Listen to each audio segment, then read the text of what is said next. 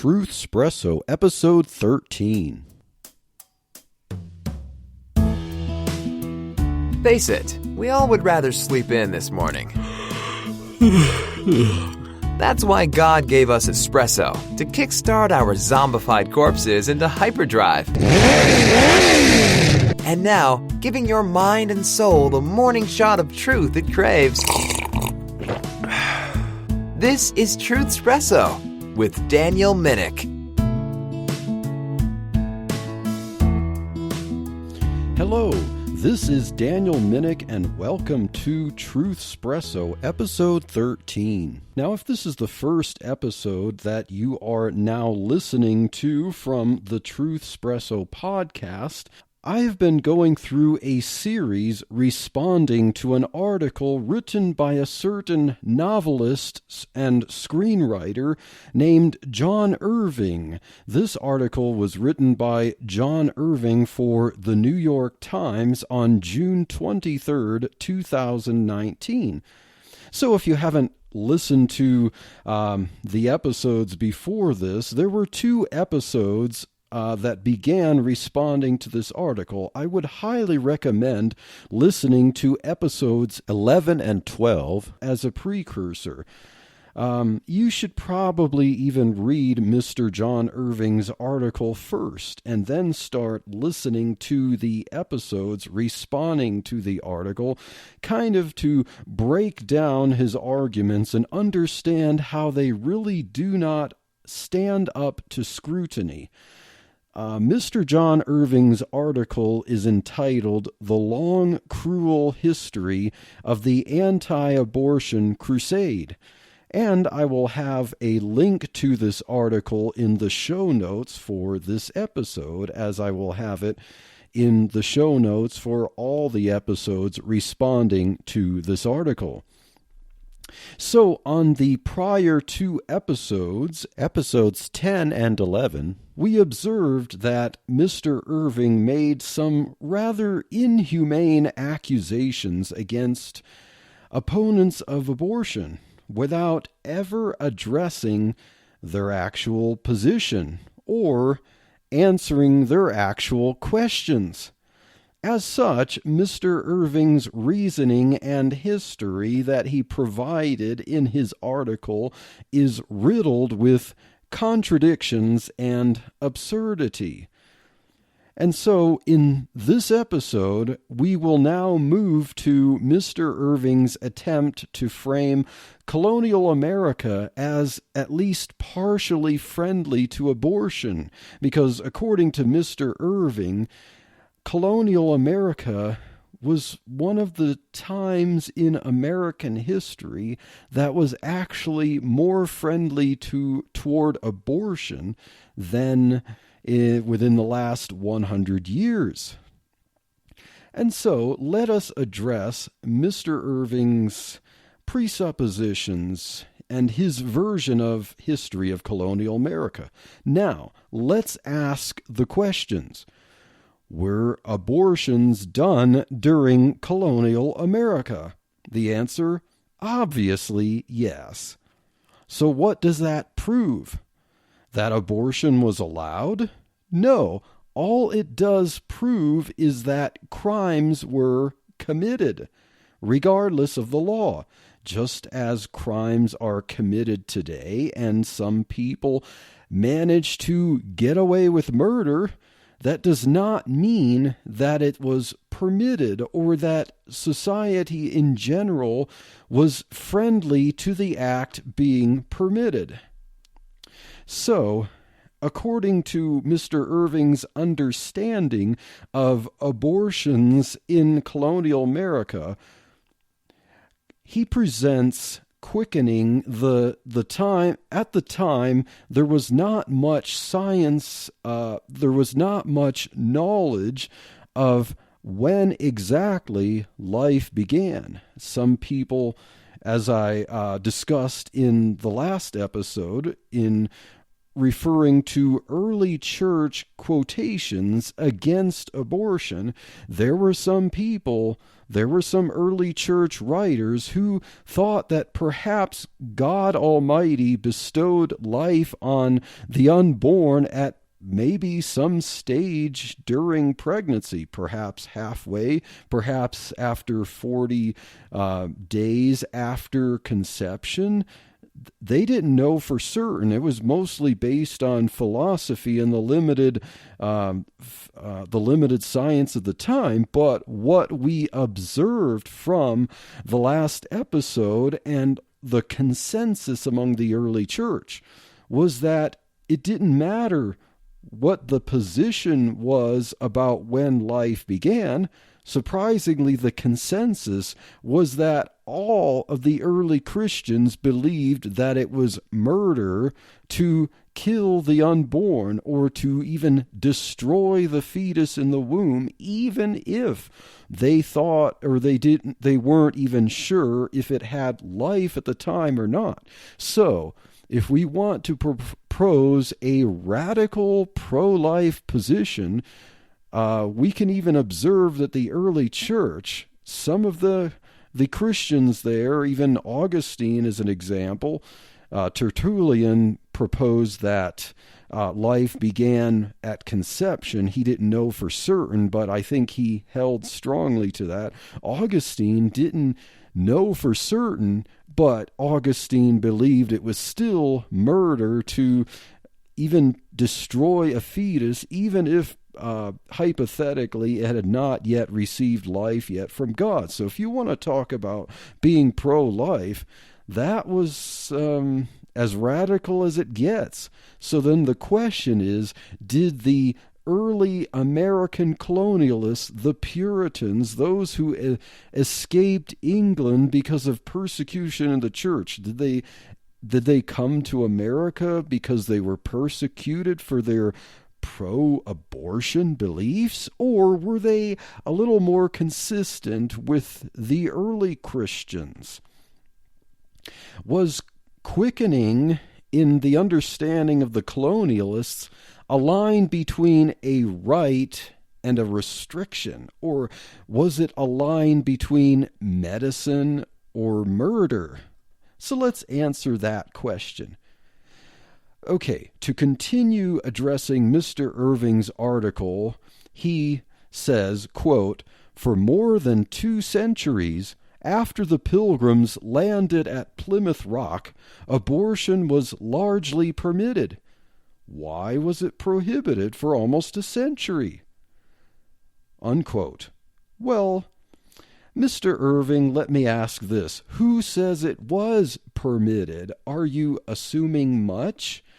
If you did a little research, because I know you take the common narrative from the pro-abortion lobby that colonial America was friendly toward abortions and how abortions suddenly became a felony in all 50 states in the United States, perhaps if you actually did a little research, because your article doesn't cite any sources. I mean, I know it's billed as an opinion article, but still, if you're going to make facts about history, perhaps you should cite some sources. So since you didn't cite any sources, I would have to assume that maybe you didn't do enough research.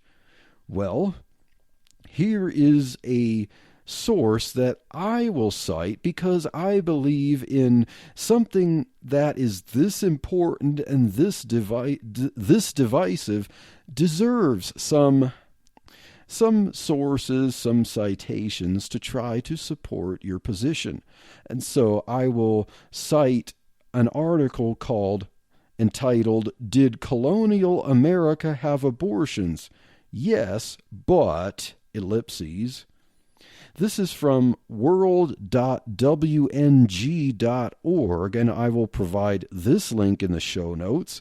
This article quotes a large excerpt from a book by Marvin Olasky titled Abortion Rights. Now, rights is R-I-T-E-S, not R-I-G-H-T-S. So Abortion Rights, subtitled A Social History of Abortion in America.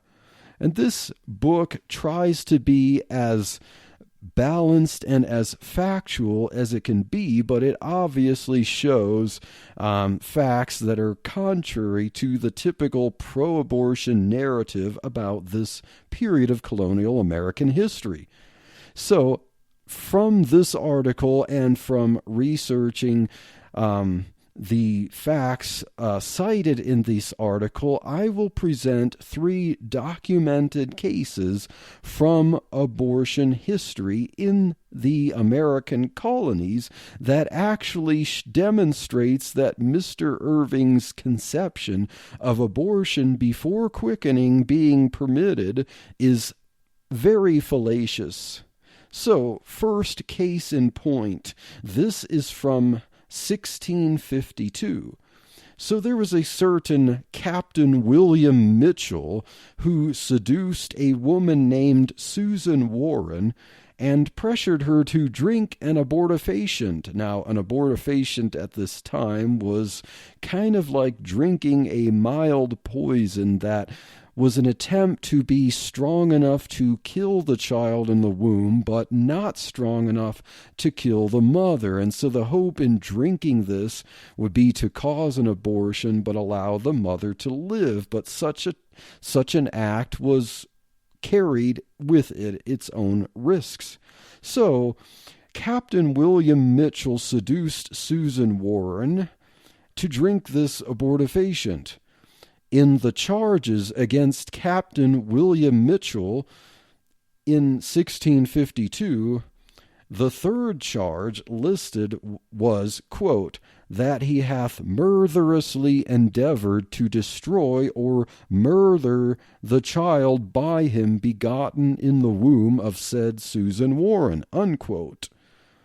So, in this case, although the evidence was not strong enough to convict him of being guilty of the abortion murder itself, it was clear in the record that he was accountable for what's in further on in the court document, quote, murderous intent, unquote.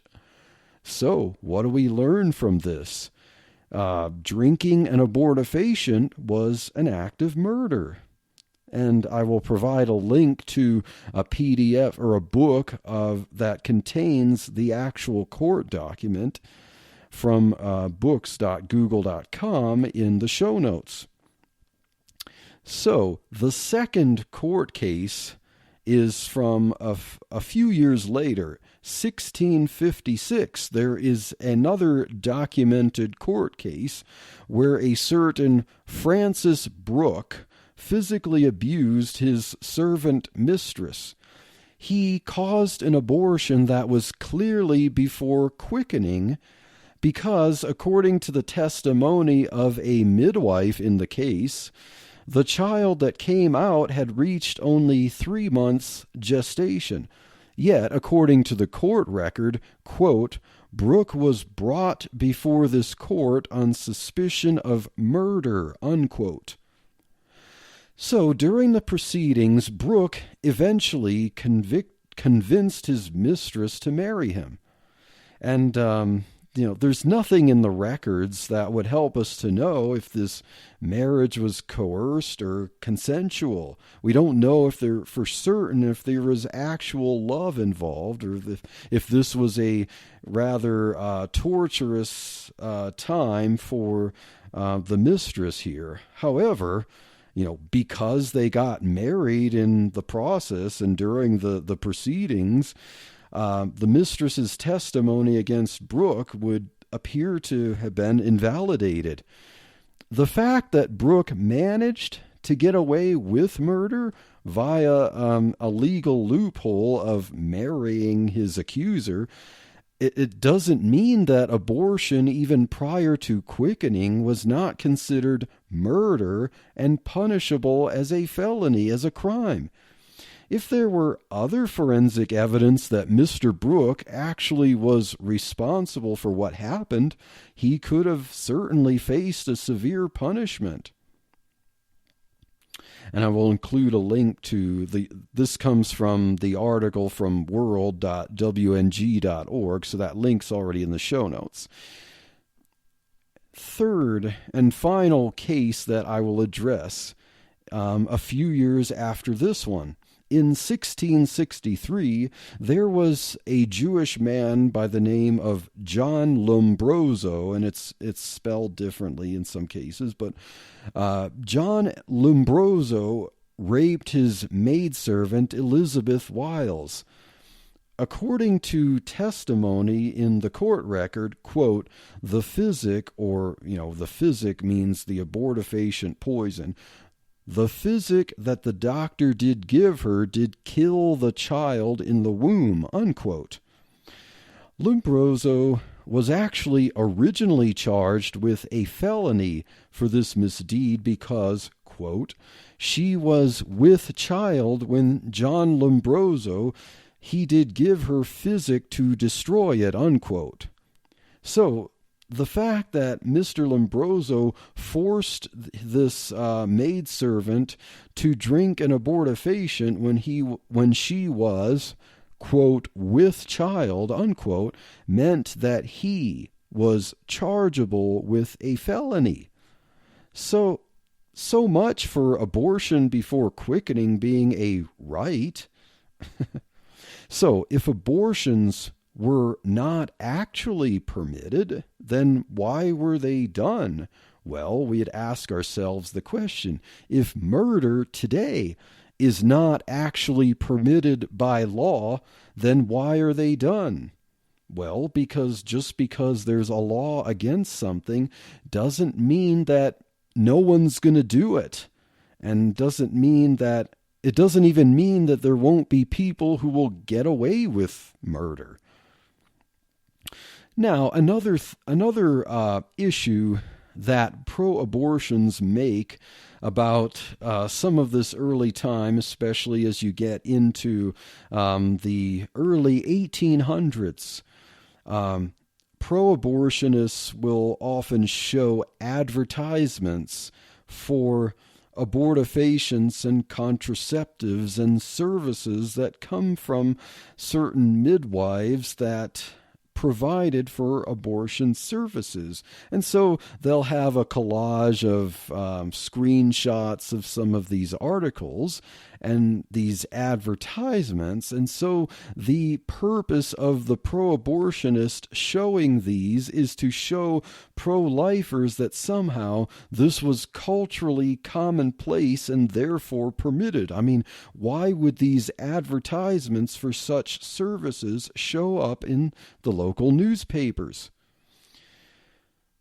So, from an article from Slate.com, an article entitled 19th Century Classified Ads for Abortifacients and Contraceptives, we read, quote, the ads fascinate in their use of euphemism. Now, just as an aside, Slate is definitely a left-wing article, so this is an article trying to use this fact as an argument against the pro-life position. So, quote, the ads fascinate in their use of euphemism. Sexually transmitted infections are, quote, private diseases, unquote. Pregnancy could be a, quote, disease peculiar to females, unquote. An abortion or the administration of abortifacient medicines was not named as such, but described as the removal of an, quote, obstruction, unquote, and unquote from the article.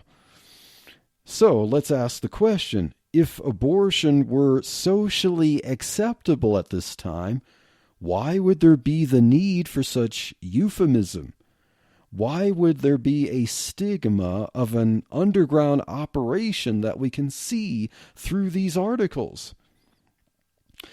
Perhaps pro-aborts like Mr. Irving, who definitely lean leftist, statist, interpret past society anachronistically. Why? Perhaps he's interpreting these things according to the way we handle law today. In the past, conservative values were not enforced like a police state. Newsflash to Mr. Irving. One could perhaps advertise an underground operation at this time. Freedom of speech and of the press was actually a thing of the past, literally.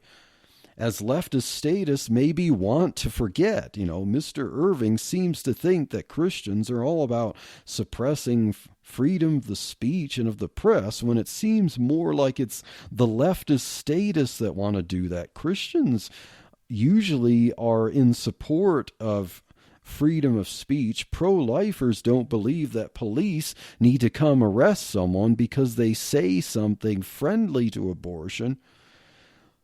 But, leftist statists like Mr. Irving would seem to think that if abortion services were somehow in advertisements and printed, that somehow meant it was perfectly legal and that it was something considered normal for society. But asking the question, why such euphemisms? So society in general at the time seemed to have enough public decency to expect euphemisms in advertisements, whereas today you seem to have all this sexual freedom on parade. There's no euphemisms anymore. So at this time, selling tonics would not in and of itself be a crime, because tonics could have multiple legitimate uses, and actually consuming such a tonic with evidence of abortion actually being committed would be punishable as a crime. But advertising the possible use of something at this time might have been considered free speech.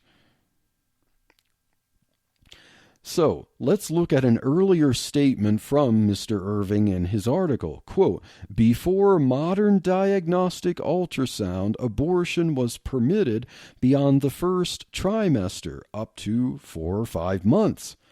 Our founding fathers got this right.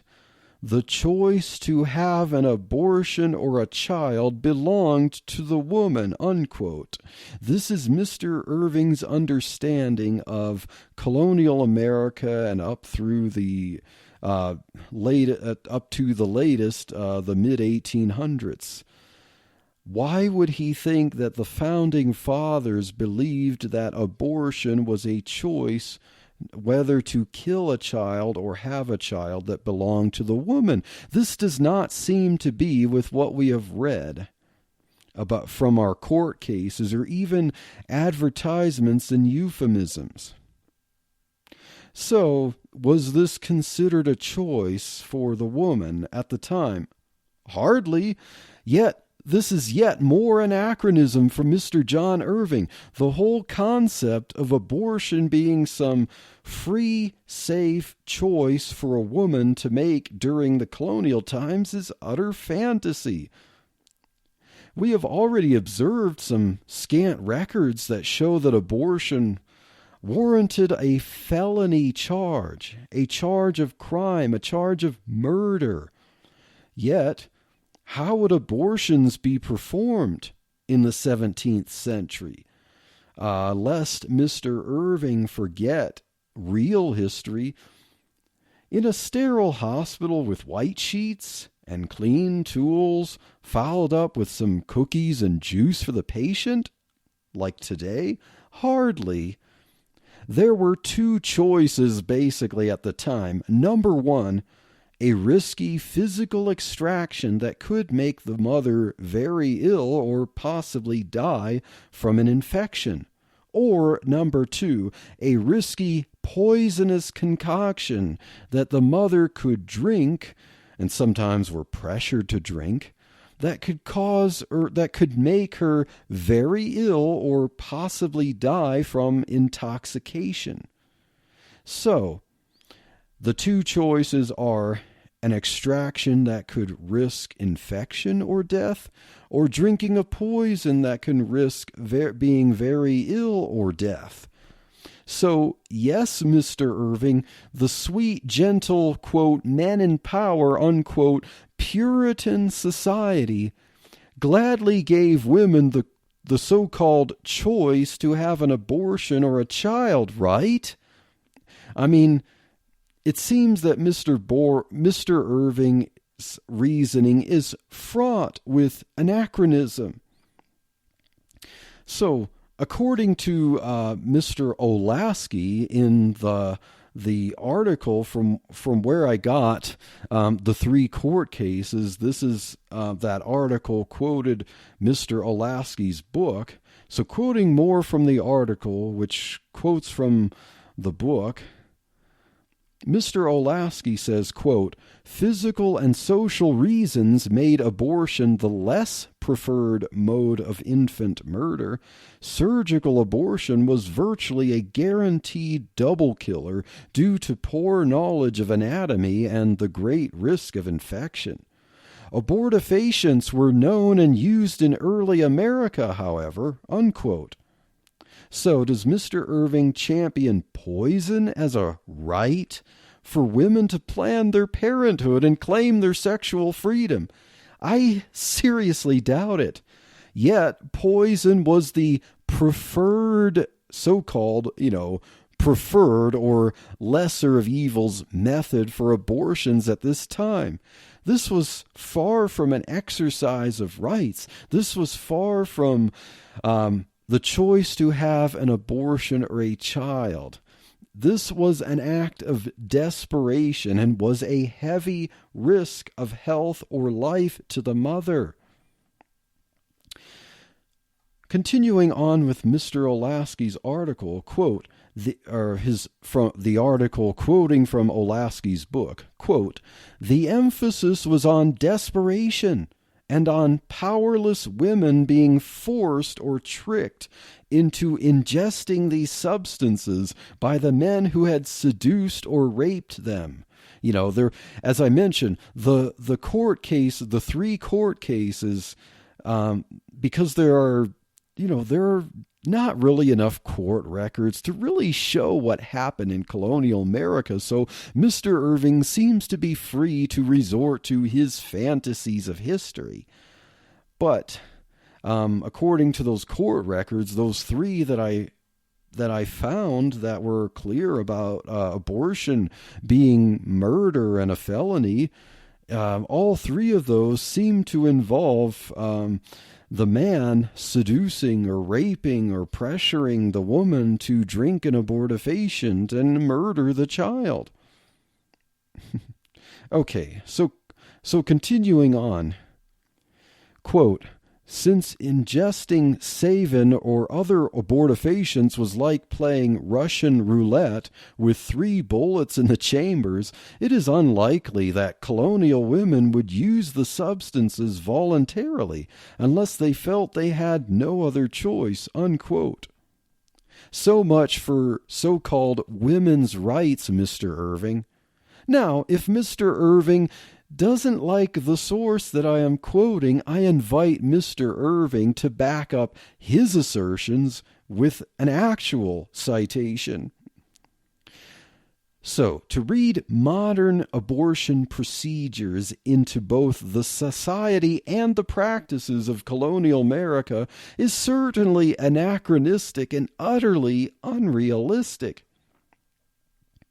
Now, continuing on with Mr. Irving's article in the New York Times, quote, beginning in the 1840s, doctors sought to gain control of the reproduction business.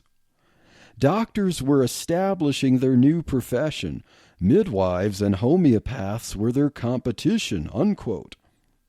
So, Mr. Irving is partially correct that the medical profession was becoming standardized in the 1800s, and that the vulgar midwifery would have begun to be considered medically unorthodox at this time.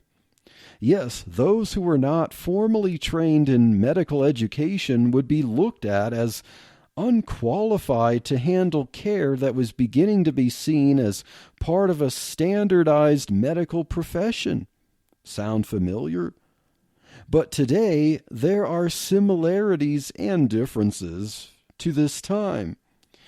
There is a more highly educated midwifery profession today, but there also exists, admittedly, a lower form that does not enforce college degrees and certain licensure. As I mentioned in episode 10, there are crisis pregnancy centers that seem to be considered as part of the medical underground. They are staffed both by qualified professionals and by some unlicensed volunteers who are trained to do counseling and lesser medical functions. So, what's the comparison to the time that Mr. Irving is addressing? Mr. Irving is claiming that the doctors were evil during the 1840s and beyond because they wanted to control the medical profession. They were coming up with standards of medical profession, and the competition were the supposedly abortion-friendly regularity of the midwives and the homeopaths at the time. So, if there's this similarity, so what is the similarity to that today? Like the midwifery of this time, this underground system of today provides some level of medical care, with a lot of it free and voluntary, including free, as to quote Mr. Irving again, modern diagnostic ultrasound. If Mr. Irving favors the underground care of the midwives against the systematized profession of the doctors in the 1800s, why should he oppose the underground care of crisis pregnancy centers and lay midwives today that try to protect the unborn against the eugenic ideals of the systematized profession of the doctors in the 1900s or the 2000s today?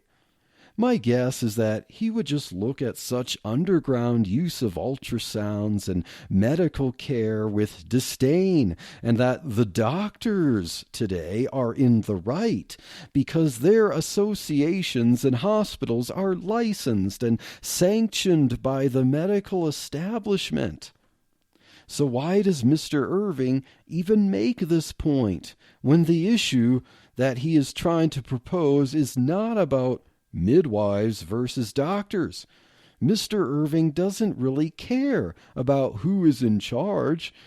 All he really cares about is if the option to kill a child in the womb for the sake of convenience or whatever is both legal and available from some provider, preferably at the coercive expense of those who believe it's wrong.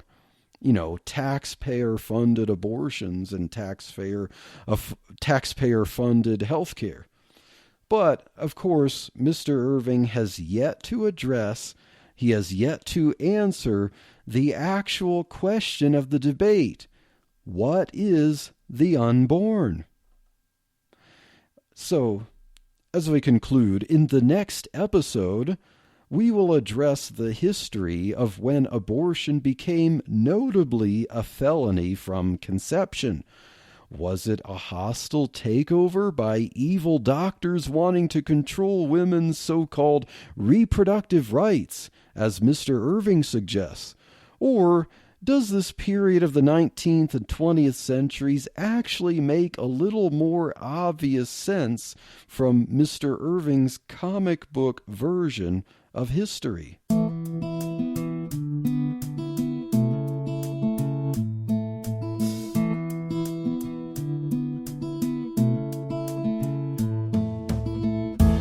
Thank you for waking up with Truth Espresso. Good morning, and God bless your day. Hey friends, Daniel Minnick here again. If you liked waking up to this episode of Truth Espresso, I would really appreciate it if you would rate it on Apple Podcasts, Stitcher, or whatever application you use to listen to Truth Espresso.